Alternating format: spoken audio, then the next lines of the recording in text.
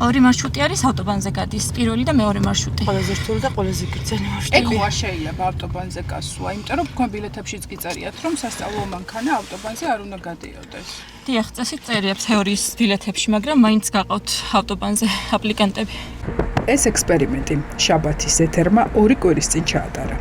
ახლა გორში ქალაქის გამოცდაზე გასულ მანქანას მივყვებით და იმ გზას გავდივართ, რაც მართვის მოწმობის აღების სურვილმა უნდა გაიაროს. გორში 4 საგამოცდო მარშრუტია. აქედან 2 თბილისი-სენაკი-ლესელიძის ავტომაგისტრალზე გადის. მოქალაქეები, ვინც ავტოსკოლაში თეორიული კურსი გაიარა, ამბობენ, რომ საპირისპირო წერია შინაგან საქმეთა სამინისტროს მიერ შედგენილ საგამოცდო ბილეთებში. ანუ გამოდის, რომ წინააღმდეგობაში მოდის შესუსო თავის დაწერილ წესებთან? თეორია სხვანაირია, პრაქტიკა სხვანაირი გამოდის. ორმოები არის? აქაც იყო იამკა და ეთყობა, რომ ახალი გაკეთებულია შუაში ზოლი. და არის კი ძალიან ბევრი იამებია და მაგასაც ვნახავთ. აი ფაქტები. შაბათის ეთერმა შინაგან საქმეთა სამინისტროს მიერ დადგენილი საგამოცდო ტესტები შეავსო. ერთ-ერთი საგამოცდო საკითხი სწორედ ავტობანზე სასწავლო მანქანით მოსწავლის მიერ გადაადგილებას ეხება. ტესტის მიხედვით სასწავლო ავტომობილის მოძრაობა ავტომაგისტრალზე თუ საჭესთან მოსწავლეზის აკრძალულია. საპირისპირო რეალობა ხვდება გორში და რუსთავში მართვის მოწმობის აღების მსურველებს. ეს სიჩქარე რამდენი უნდა ავწიოთ თქვა? 80-85-მდე ესე. თუ ვერ ავწევთ მეგობრებო? მაშინ მას არ გადავაყენებინებს. აი ხა 72 ვარ თქვენ. ეს ნიშნავს რომ მე უკვე დავარქვია. კი. ან გამოსვილი ზღოლებით ამ მომენტში მაღალი სიჩქარე ავტობანზე არ დადგა. კი, ეს ესეთ ზონაში გამოცილი. კი. გამოცილი ზღოლსაც კი. კი. 28 წლის მარი შარიფაშვილი 1 წელია ცდილობს მართვის მოწმობის აღებას. კასპიდან გორში გეგმიურ გამოცდაზე 1 წელში მხოლოდ 3-ჯერ მოახერხა დარეგისტრირება. 4-ვეჯერ მასწავლებელს ფული გადაუხადა, რომ ყველა გზა კარგად ემეცადინა. თითო ვიზიტი გორში გასტრონომის კონსულტანტს 290 ლარი უჩნდება. თუმცა მისი ყველა მცდელობა უშედეგოა. ბოლოს გამოცდა ავტომაგისტრალზე შეაწყვეტინეს. მანქანების ზოლზე რომ მოძრაობდნენ და მანქანები გავატარე რა გზა უნდა გაინთავისუფლო და უნდა გახვიდე. ხო და უკნიდან მანქანა მეხა ფარები ამინთო გზა დამითმო და რახან გზა დამითმო გადმოვედი და გამომწველი მეუნება მანქანა გადააყენე. უსაფრთხო ადგილასო რა ეგ არ დაავიწყდა. ხო და ნუ რა დავაშავეთ რა რომ ვკითხე, მითხრა რომ მანქანასო მიმართულება შეაცვლებინეო. ანუ მეთქი მანქანა სარკებში ვიყურებოდი, დავინახე რომ ფარები ამინთო გზა დამითმო და იმიტომ გადმოვედი მეთქი. და ამაზე რომ მიხვდა ეხა რომ ანუ არ დავემორჩილე და დებილი არა ვარ და ტარება ვიცი და ეს წესების და რაღაცები მე შარი მომიდო რომ გაქანების ზოლში ნელა მოძრაობდიო და საჭაზე გადამირთვა ხელი. სოციალური ქსელი სავსეა იმ მოქალაქეების საპროტესტო განცხადებებით, ვინც მართვის მოწმობის გამოცდის ჩაბარებას ცდილობს. ისინი ფიქრობენ, რომ მომსახურეობის სააგენტო სპეციალისტები განზრახ ჭრიან, რომ მოქალაქემ ერთი და იგივე წრეზე იაროს და მეტი ფული გადაიხადოს სამინისტროს ანგარიშზე. რატო აკყავთ მოსწავლეები ავტობანზე? მაშინ როცა გამოცდაზე ტესტებში წერია, რომ ავტობანზე გადაადგილება აკრძალული აქვს მოსწავლეს. რატო აკყავთ ავტობანზე? ვინ დაადგინა ეს, კონკრეტულად ეს პუნქტი? ავტობანზე რა უნდა მოსწავლეს? მოსწავლეს რა უნდა ავტობანზე? ბატონო დათო, მიპასუხეთ.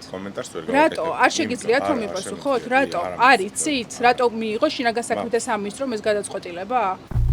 დავით ცხადაძე გორში შინაგან საქმეთა სამინისტროს მომსახურეობის სააგენტოს უფროსია. სწორედ მისი უწყების თანამშრომლებთან აქვთ პრეტენზია მოქალაქეებს. არაერთი პირი, ვისაც ჩვენ ვესაუბრეთ, ამტკიცებს, რომ სამინისტრო მართვის მოწმობის აღების მსურველ ახალგაზრდებს განზრახ ჭრის. შემხვდა მეორე მარშრუტი, გავიარე, რა ქვია, ავტობანის.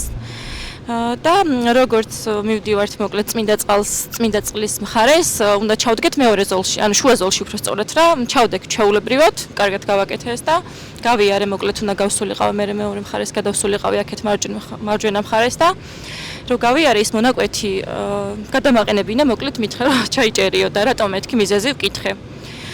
წარმოსახვითი ხაზები რაც აქვთ, ანუ ხაზი გადაკვეთეო რა, ესე მითხრა.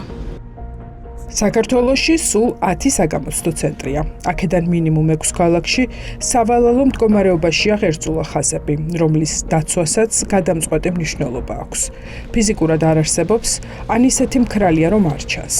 გორში ჩვენს მიერ ჩატარებულმა ექსპერიმენტმა აჩვენა, რომ არაა დახაზული ქალაქის საგამოცდო მარშრუტის გარკვეული ნაწილი. არც ქვეითა გადასასვლელი ჩანს და ძლიერი წვიმის დროს წყალანირების სისტემის გაუმართავობის გამო შეუძლებელია გადაადგილებაც. ეს არის ბაზრის გზა და ძალიან დიდი ყურადღება გმართებთ აქ. აქ არის პარკირებული მანქანები, ვისაც უნდა გაუთმო. კი არის ქვეითებს თავიანთი გადასასვლელი აქვს, თავიანთი შუქნიშანი, მაგრამ იმ შუქნიშანს ბევრი არ ემორჩილება და გინდა არ გინდა უნდა გაუჩერო. აი ესეთ პირობებში რომ საგამოცდოთ და მოსწავლე და ესეთ პირობებში როგორ უნდა ჩააბაროს. ჩნდება კითხვა, იქ სადაც ღერძულა ხაზები წაშლილია ან არ ჩანს, რატომ არ იცვლება მარშრუტი? ან მიმართა თუ არა შინაგან საქმეთა სამინისტროს მომსახურეობის სააგენტო მუნიციპალიტეტებს, რომ პრობლემა მოგვარდეს.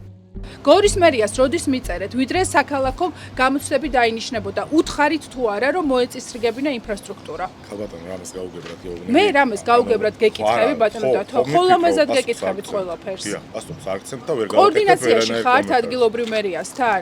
დიახ.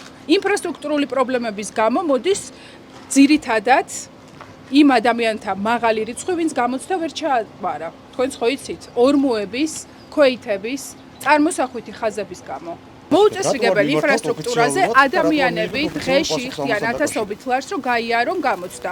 შინაგან საქმეთა სამინისტრო ამის გამო დისკომფორტს განიცდის? თუ ფულს აკეთებ? ფულს აკეთებ? ოფიციალური მოსწავლეებზე ფულს აკეთებ? მიმართვის შედეგად. ეს უკვე ახალციხეა. მოუწესრიგებელი და გაუმართავი ინფრასტრუქტურის გამო შინაგან საქმეთა სამინისტროს მომსახურეობის სააგენტოში საჩივარზე იწერება. გოჩა სურამელიც ერთ-ერთია, ვინც მომსახურეობის სააგენტოსგან თვეზე მეტია პასუხსაუდება. რატომ არის სამივე საგამოცდო მარშრუტი ახალციხეში დაუხაზავი, დანგრეული და გაუმართავი? ჩემი აზრით, ეს ღერძულა ხაზი, სადაც არ არის, ზებრა გადასასვლელები, სადაც არ არის და ჩემი თვალით ნახე ეს მონაყოლს და ვიღაცის გადმოცემით არ ვამბობ ამას. გავიარე ახალციხის სამივე მარშრუტია, არც ღერძულა ხაზებია, არც ზებრა გადასასვლელებია მონიშნული და ხაზული. ორმოებითა ასავზე ზებრა გადასასვლელი, სადაც უნდა იყოს იმ საგზაო ნიშანთან, ავტომობილებია დარღვევით გაჩერებული. ხალხი მართვის მოწმობის აღებას წლებია ცდილობს.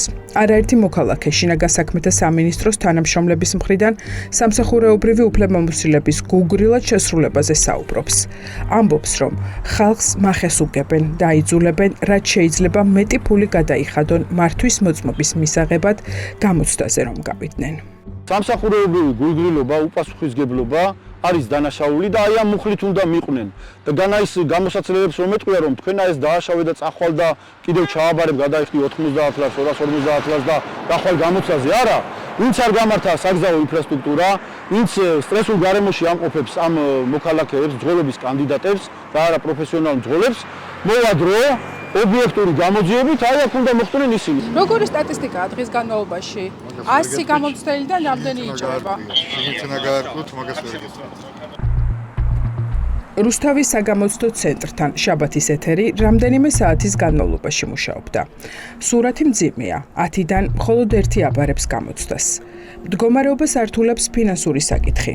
მთავრობა მაღალ ფასებთან ბრძოლას აანონსებდა, თუმცა პირველ რიგში სახელმწიფო სერვისებს უწვირებს ხალხს. ეს ჯავშნები, რაც არის, თუნდაც გეგმიურიც ძალიან დიდი გადასახადია და მით უმეტეს არაგეგმიური ჩვენი ეკონომიური მდგომარეობის გამო. თითქოს ესეთი სიტუაცია იქნება და ესეთი აზრი აქვს ხალხს ურვალოსობას, ეს არის ჩვეულებრივი, ფულის მახე, უბრალოდ ფულის კეთების მარტივი გზა. ჯავშნები გადატვირთულია. ხალხი ვერ ახერხებს დროულად დარეგისტრირებას გეგმიურ გამოცდაზე. არაგეგმიურ გამოცდაზე გასვლა სამჯერ ძვირია. სოციალურ ქსელში ამ შინაარსის პოსტები ბოლო რამდენიმე დღეა გადაივსო. ხალხის პროტესტმა შედეგი გამოიღო და მომსახურეობის სააგენტომ წესები გასულ კვირა შეცვალა. ახლა უნდა ვნახოთ, რა შედეგს მოიტანს ახალი წესები. თბილისიდან ზუგდიდში უკვე მე-14-ად ჩავა. რამდენიმე დღეში 38 წლის სტომატოლოგი თამუნა. ქალაქის ყველა გამოცდაზე ჩაიჭრა. თუმცა მანამდე ყველა მარშრუტი პედაგოგთან ერთად გაიარა. საჭესთან ზუგდიდში საგამოცდო მარშრუტზე მეცადინეობა აკრძალეს. მძღოლობის მსურველი პედაგოგთან ერთად აქ გზას უბრალოდ ათვალიერებს. ინფრასტრუქტურა სრულიად მოუწესრიგებელია. ორმოებს ეხა კი გამოცდილი მძღოლი ალბათ კარგად გაივლისა, მაგრამ სახელმწიფო ქონების დაზიანებისთვის შეუძლია ჩვეულებრივად ჩამოგსვას. რა გვაქვს ხელფასები? 2 წელში მხოლოდ მზადებასა და გამოცდაზე გასვლაში 5000 ლარზე მეტი დახარჯა.